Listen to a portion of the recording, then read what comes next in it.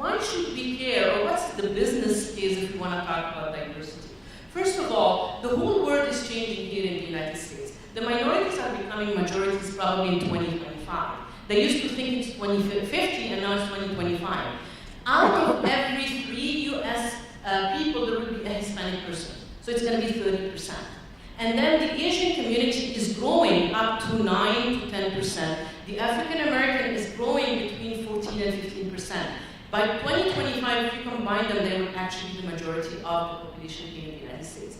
So it's time for us to stop for a second and start thinking where these people are coming from and how, as leaders, we can help them and give them a safe environment so they can succeed.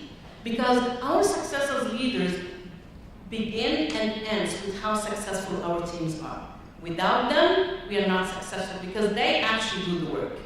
So the minorities is one of them. And then the next one is every single year there is 1 million immigrant, legal immigrant, that moves to the United States. 1 million legal immigrants.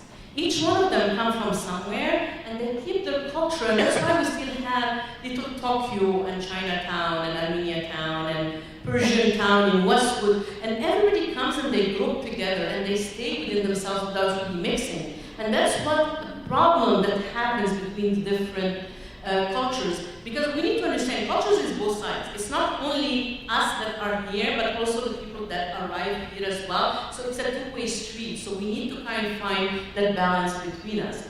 And then gender. The women are becoming more and more higher in executive position. I know that the director of the Department of Public Works is a female now, so which a big change for a few years. So in 1998, women comprised 46% of the workforce. In 2020, it will be balanced. And Gallup again found out that 41% of all doctorates are women-owned. And same for masters and undergraduate. And women more and more are finding the will and they really want to work. They're not really going back to their family and staying home. And also the women leadership style is totally different. Women leadership style is more nurturing, helping, getting relationships. And they definitely communicate in a different way. Women are from, and men are from? Exactly. They communicate differently. Do you know how many words a man talks a day? 12,000. Guess how many a woman talks a day? Double, 25,000. And as women, when we talk, because we want to build relationships, we want to nurture everybody, we imply things. We don't go direct. When men are very direct, you know, they need results, they need facts, they move, and whatever they are like in a drawer. So they are in work, they are in that drawer. And then are their friends, they are at home. So how many times, for example, for the ladies here, ask their significant other to bring something when they come home and they forget? Do you know why? Not because they're bad, and not because they don't want to do it. It's because you call them when they were at work. And this is where their mind is. You know, they have like departments and they move forward. And by the way, whatever I'm saying is not everybody. I'm just using generalization and not stereotyping. Just to be clear. I forgot to say that disclaimer from the start. So, and we imply things as women. So if I don't want to go to Jamaica, but I don't want to tell my husband, let's go to Jamaica, I wait till a commercial comes for sandals on TV and I'm like, oh my God, look at these hotels. They're beautiful, aren't they? Yeah. Well, there is a great discount, 60% discount. Isn't that great? Yeah. Look at those beaches, how good they are. Can I watch my program, please? You know, so it's just like we are like implying things where men are just direct. They just go for the jugular, if you want to say, and they are direct. So the way of communication is diversity. Believe it or not, genders have their own culture. And that's why I went through this example so you would know the way even you communicate with a woman or with a lady or a female is different than how you do it with a male. So you can't mix them together. And then we have the sexual orientation. Again, the Gallup survey found out that 1.5 million families are same-sex parents. So it's a whole new culture that we are starting to be aware of and that we're starting to deal with, especially that the laws have been changing more and more, and they're even putting more definitions about the difference between gender identity and sexual gender, meaning the difference. Do we know the difference? Yes, no? Well, sexual gender meaning that the gender, the anatomical gender that the person has been born with, and gender identity is what they feel inside of them, in their heart and in their brain, who they are. This is the difference. There are actually a lot of new laws that just came out, so we need at least to be aware of them so we won't offend anyone. And when there is an organization that is open and accept everybody with open arms, I know that for some people these are some issues that they look at it differently, and everybody is respected for whatever they feel. But if there is an environment where people are scared to come out and say who they are, or what they are, or how they feel, this can only cause frustration and fear, and it will affect their productivity. So, and then we have generations. We have, for the first time in the US history, 4 generations. And I dare to say 5. Why do we have so many generations now? Because first of all, the new laws like ADEA, we cannot force anyone to retire anymore. And because of the scientific information that are coming, people are living longer. And because of the economy, a lot of people lost their 401k and their retirements. So they are still working, and they're still healthy, and they want to take part of the insurance, the health insurance that the companies are offering. I say, so they are the oldest generation, and they form 10% of the workforce. Then comes the baby boomers, and they are 45% of the workforce. And then the Gen X are 30%, and the Gen Y are 15%. What stands out in this table?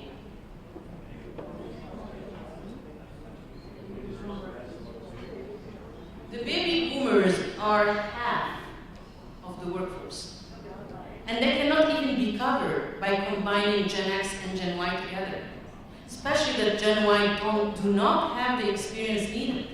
So we have a huge gap in employment. And that's why we really need to think about mentoring, about reverse mentoring, about succession planning, and also about starting to look at immigrants that will fill the gap. If not, we'll have a huge gap in the middle.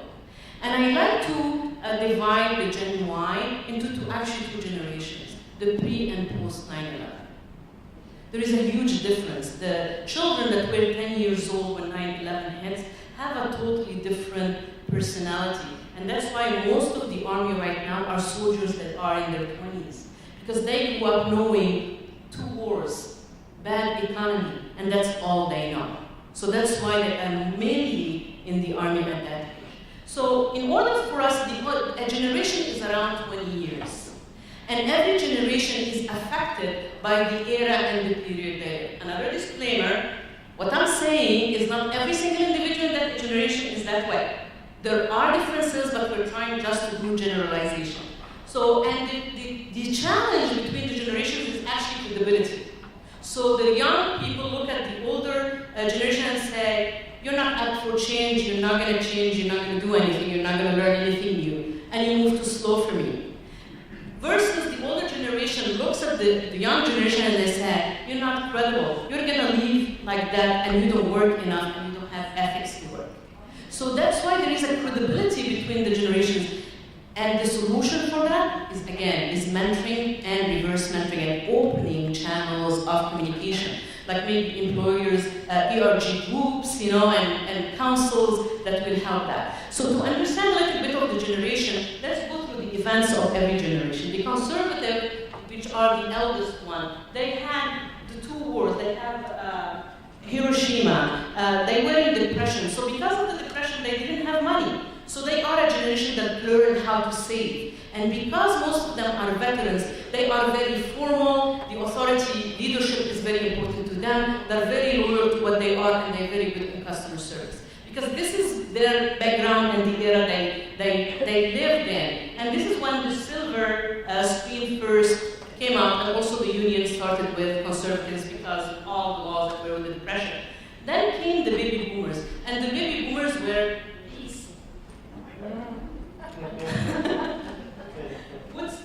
the Cold War, the space race, and came the civil rights. That's why the baby boomers are the best advocates for employees. Because they lived in that era where they didn't want war, they wanted peace, and they wanted equality for everybody.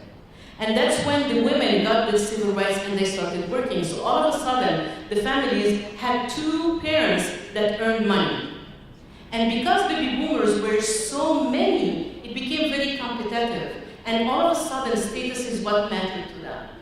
Money, house, cars, and they didn't care how long they worked. They worked and worked and worked, and it affected their families. That's why the highest divorce rate is around that generation. So they left basically, and the generation that came after them was Gen X. Gen X basically are what we call the latchkey kids, because they grew up by themselves. They grew up by themselves and they had to take care of themselves. It's the most liberal one. And because they looked at their parents and they saw how hard they worked, they are the generation that want work-life balance. They saw how it destroyed their families, so they became helicopter parents. So that's why they took, for the first time we hear the hockey mom, soccer mom, they took their kids everywhere they wanted. And they actually for the first time the TV series were about Friends and Seinfeld. It wasn't about family anymore, but it was about friends that were together. And they passed it on, and we had the first MTV, the internet started around there, and we have the biggest disaster that we had in Charlotte. We had the wall came down as well, the first Persian Gulf erupted. Came the Gen Y, and everybody, for some reason, has a lot of things against Gen Y. I have no idea why.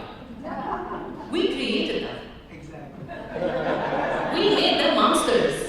What are you complaining about? Really? We should remember leaders take responsibility. We became helicopter parents. So now it's very normal for an HR person to get a phone call from a mother. It's like, why didn't you hire my kid? And we hear it all the time, and that's why if you want to deal with a Gen Y, they need instant gratification. You need to give them feedback all the time because you become the parent. And that's another culture. Again, generation is another culture. And believe it or not, they are loyal, but they are very socially responsible. They like to be green. Diversity for them is like, if you tell them you have a diversity class, they say, what? Why? Exactly. 45% of them come from immigrants, parents, even if they're born here. They don't understand why people, he's my friend, she's my friend, and that's all they see. They don't see anything else, which is the beauty of Gen Y. And believe it or not, you can get their attention by telling them, you're going to work with brilliant people. Google depends on Gen Y. That's why they are very successful. Because they're giving them the freedom and they are very innovative, mixed with the other generations. So that's another culture that we talked about. The other diversity we need to talk about that is somehow forgotten always are the disabilities. And there is estimated less than 50% of the disabled people have work actually. And they are a workforce that is underestimated and underused. But now with the new laws, ADA, and the new changes, ADAAA, there is a chance for them to start working. And what we fail to understand sometimes about disabilities, that they are visible and invisible. And we don't see the invisible part, and we try to treat them the same way as normal people. And it's not fair for them or for other people. So we need to put in mind that. And all of a sudden, now the laws, you have as an organization to employ them, give them a reasonable accommodation that doesn't cause an undue hardship. And that's another subject for another day. And then, this is maybe not affecting the county a little bit, but I have to say, part of diversity because of the globalization, mergers and acquisition, the outsource, how many of you call Sprint or the credit card and someone from India or the Philippines on the phone? So it's about all that. It's about different cultures and how we can deal with that. So when we have a negative effect on business, we'll definitely, if people don't communicate, they will fear each other and the conflicts will arise. So we'll have low productivity, we'll have low morale, we'll have absenteeism, we'll have discrimination lawsuits, and the projects are not going to be done, and a lot of money will be spent for nothing. So that's why it's very important to to know the different cultures about the people that we work. Why should we embrace diversity? Because again, it's the basis for a great, innovative, productive, quality-minded organization that will create a lot of revenues for the organization. I have never seen an organization that has happy customers without having happy employees. I have never heard a customer that came to me and said, you know what, I wish your employees were not that happy. Never heard that before. So you need to actually care about your inner customers before you care about your outside customers. Because they are the people that make your external customers happy. And they are the people that bring you the revenues and the production. So we need to think about that really seriously. And I know that a lot of organizations do not do that. And I do this training all the time. And when I do it, I find leaders that will tell me, oh, what I learned today, I'm going to be so much better with my employees, my internal customers. 2 days later, I go and the employees are complaining again.